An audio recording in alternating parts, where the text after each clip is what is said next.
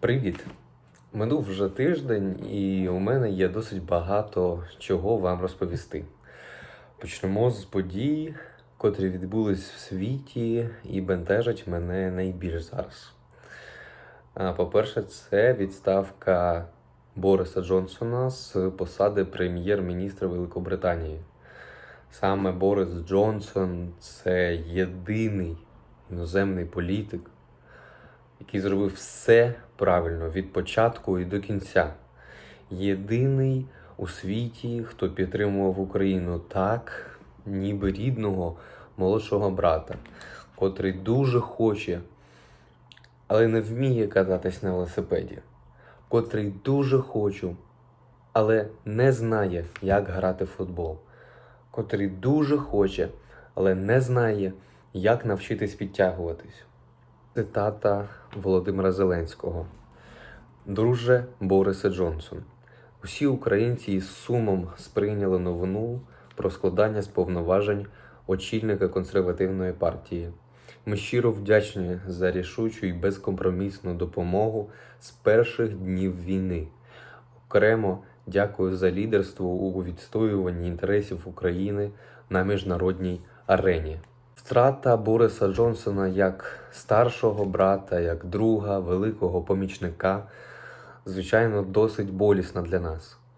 В тому числі вона така ж болісна і спостерігаючи за ефектом доміно, який, на жаль, зараз прогресивно відбувається під таким ключем подій.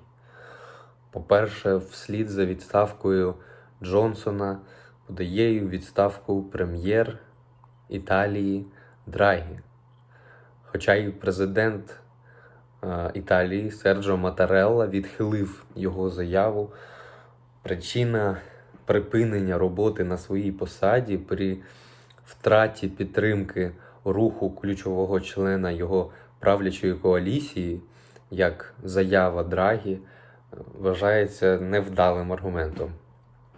Далі, 8 липня, під час публічного виступу на одній з вулиць в Нарі, Японія, був застрелений колишній прем'єр-міністр Японії, який працював до 2020 року, та майбутній кандидат Сіндзо Абе, що теж дає привід замислитись та посмакувати прихильникам теорії всесвітньої змови проти прихильників української долі.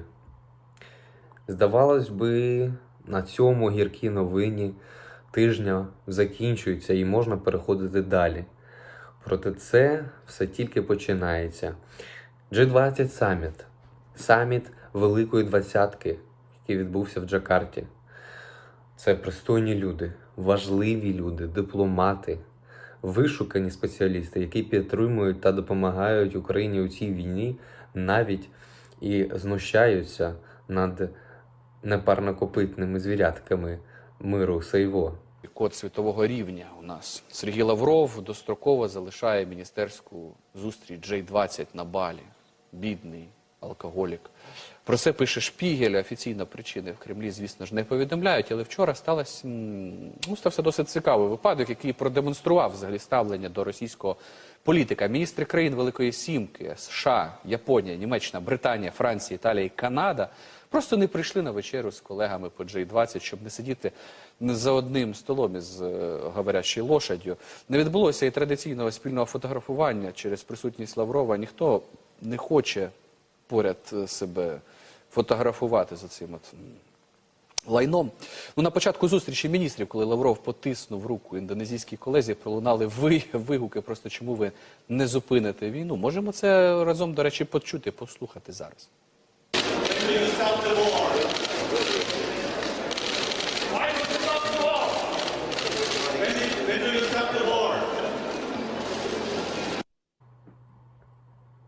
Проте дещо вже починає бентежити мою голову.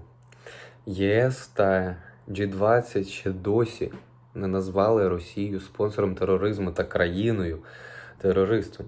Мені дуже шкода, що Європа зараз ніяк ще не може збентежити, що Кременчук це може бути тільки однією десятою того, що вони можуть зробити. І якого сильного удару вони можуть нанести психіці, життям людей. Справді таке враження, ніби країни Європи зараз зайняті лише своїми справами власними, власним врятуванням власної землі, не усвідомлюючи, що не припинявши те, що трапляється зараз в Україні, будь-яка затримка, будь-які дії, котрі будуть уповільнювати політичні та військово-технічні процеси, автоматично будуть тільки сприяти спокусі росіян йти далі і далі, захопити не лише країни постсовка, а ще й Європу. Бо ті дії, котрі зараз виконуються та використовуються плани, які були задумані цією гумкою з підтяжками, повністю ідентичні з паном Адольфом Тирановичем. Кажу я це так, бо це правда. Насамперед, що це тільки мала частина того, що вони можуть зробити, підтвердила Вінниця, Миколаїв нещодавно. У мене просто не вистачає слів, аби описувати одне за одним руйнуванням та трагедію, які відбуваються протягом неділі, протягом тижня, протягом місяця. Після Вінниці у мене був шок, але після Миколаєва я взагалі емоційно випав. Коли побачив ті вщент зруйновані університети, я одразу забув про те, що я хочу зробити або зробив би з ними на російській мові, як я звик, і написав коротеньке висловлення в стрічці в інстаграмі. Підписуйтесь. Таких падлюк навіть не треба жаліти, а полон вже навіть нічим не допоможе. Крім інформації про місце знаходження ворога. Тому люди, які хочуть зберегти здоровий глузд і нарешті зрозуміти справді те, чого хочуть обидві сторони, і бажатимуть прийти до консенсусу, піднімуть свою сідницю і випишуть Google Миколаїв 15.07, Вінниця 14.07, Кременчук 27.06, Драмтеатр Маріуполя 16.03, лікарня Маріуполь 9.03. Друзі, про дипломатію можна говорити за обставин сприймальних для дипломатичних переговорів, і ситуації установ і дипломатичної етики. Хтось із вас, вибачте мене, бачить в діях РФ етику, хтось із вас бачить в очах РФ прагнення, взагалі хоча б крапельку домовленості, а під домовленості з країною-агресором я маю на увазі капітуляцію, виплату репарацій та публічне вибачення протягом сторіччя, бо фашистські дії були забуті ще раніше, бо в той час не було інтернету, не було вільних ЗМІ, не було фотографій, відео. Українці або ніколи не пробачать, що найкраще, або принаймні через років 100-150. Купа скандалу, яка зараз надходить також і від того, що США з 14.07 послабили санкції проти орків. Як повідомляє Міністерство фінансів Америки, влада дозволяє транзакції з Росією, пов'язані з добривами, продовольчими товарами, посівними товарами, ліками та медобладнанням. Коли читаєш таке, справді втрачаєш віру в когось і розумієш, що сподіватись завжди можна лише на власні сили. І хочу зачитати цитату. «Ніхто нам не збудує державу, коли ми її самі не збудуємо. І ніхто з нас не зробить нації, коли ми самі нацією не схочемо бути». Видатна цитата правобереженця, українського історика, соціолога, публіциста та справжнього українського консерватора В'ячеслава Липинського. Я справді не розумію, як у тих людей, що відправляють ракети по наших містах, не з'являється хоча б крапельки сірої речовини в їх наглому та повністю вщент зруйнованому мозку, аби збагнути, що в 90% ударів по точках не знаходяться військові об'єкти. Дуже шкода. Проте, як я завжди кажу, такі пориви надій на звірів, які живуть та воюють на стороні РФ, ні до чого не призведуть. Ми тільки можемо очікувати того, як шляхетні воїни, які достойні найвищих похвал та поваги від населення України, від населення землі, зроблять все можливе, щоб поплатитись та показати нарешті світу, хто ми є такі.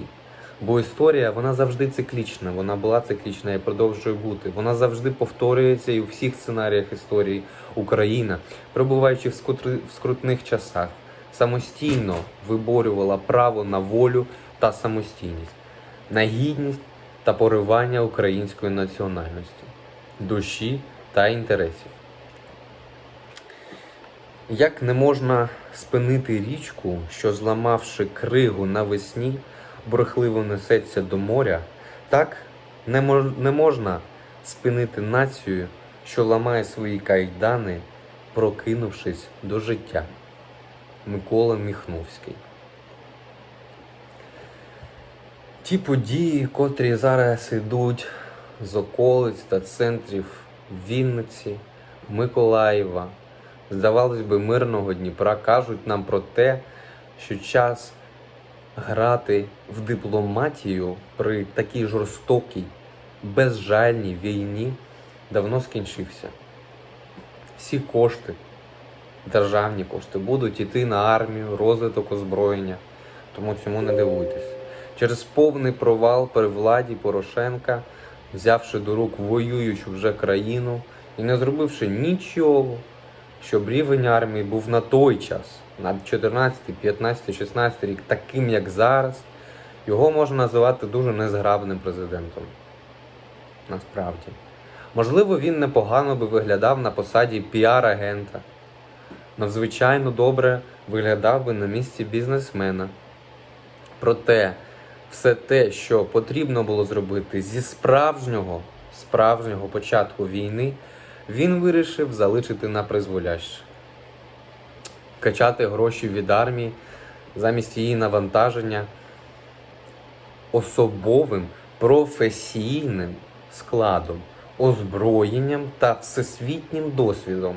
Нас чекають з вами надзвичайно важкі часи. Я це говорю вже який раз. Коли буде злість, зневіра, і балачки, і чутки, а часами може бути радість, сміх, жарти.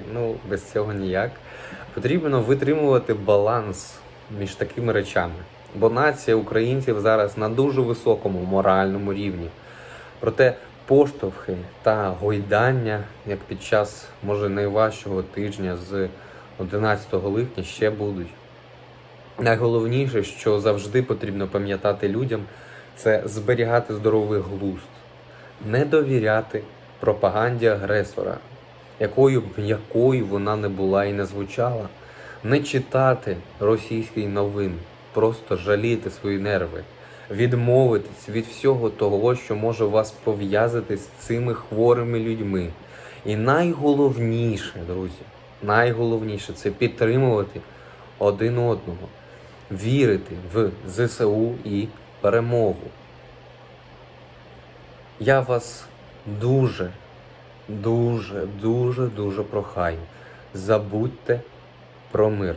Невже вам всім або частині з вас хочеться примиритися з нацією, з людьми, що робить і роблять вам біль, вашим рідним, близьким і вашим землякам? Слава Україні, друзі! Побачимось!